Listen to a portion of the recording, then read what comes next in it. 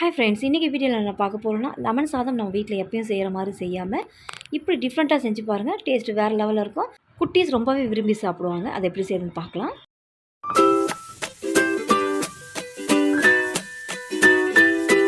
Lemon rice செய்ய நான் இன்றைக்கி பாஸ்மதி அரிசியில் தான் செய்ய போகிறேன்.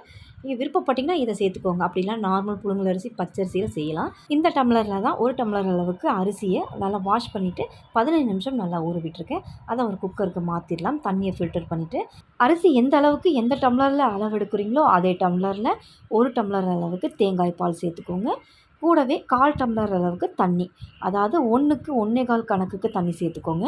இப்போ இதுக்கு தேவையான உப்பு சேர்த்துட்டு 2 விசில் மிதமான தீயில வச்சு நல்லா இதை வேக விட்டு மிதமான தீயில விசில் விட்டு எடுத்தால் தான் ரொம்ப குழையாமல் ஒன்று ஒட்டாமல் நல்லா பொழு பொழுன்னு சாதம் கிடைக்கும்.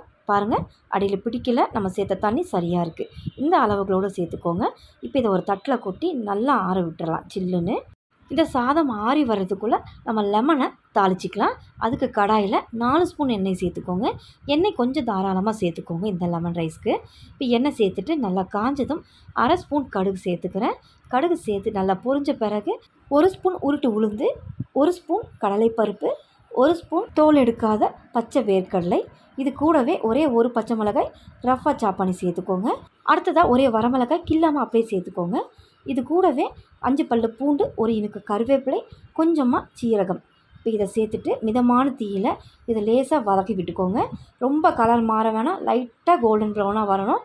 அந்த அளவுக்கு நல்லா வதக்கி விட்டு இது கூடவே கொஞ்சமாக மஞ்சள் பொடியும் ஒரு 2 பிஞ்ச் அளவுக்கு பெருங்காயத்தூள் சேர்த்துக்கோங்க. நல்லா மணமாக இருக்கும்.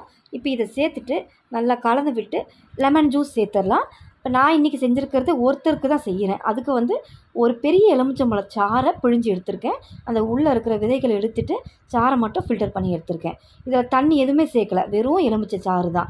இப்போ இது கூட சேர்த்துக்கலாம். அடுப்பு தீயை குறைவாக வச்சுட்டு இதெல்லாமே தாளித்து விடுங்க. லெமன் ஜூஸை சேர்த்த பிறகு ரொம்ப நேரம்லாம் கொதிக்க வேணாம். ஏன்னா நம்ம இதில் தண்ணி சேர்க்கல. தண்ணி சேர்த்தா தான் அதை கொதிக்க வைப்பாங்க. நம்ம டைரெக்டாக லெமன் ஜூஸ் சேர்த்ததுனால ஒரு 30 செகண்ட் மட்டும் நம்ம கொதிக்க வச்சுக்கலாம். அது கொதிக்கிறதுக்கு முன்னாடி இதுக்கு தேவையான உப்பு சேர்த்துக்கலாம். நம்ம சாதத்துக்கு உப்பு சேர்த்து வடிச்சிருக்கோம். இந்த ஜூஸுக்கு தகுந்த உப்பு மட்டும் சேர்த்து நல்லா கரைஞ்சதும் ஸ்டவ் ஆஃப் பண்ணிவிட்டு இதை ஆற விட்டுக்கலாம். நல்லா ஆறினதும் சாதமும் ஆல்ரெடி ஆறி இருக்குது. இப்போ இது ரெண்டுத்தையும் சேர்த்து நம்ம மிக்ஸ் பண்ண வேண்டியதான்.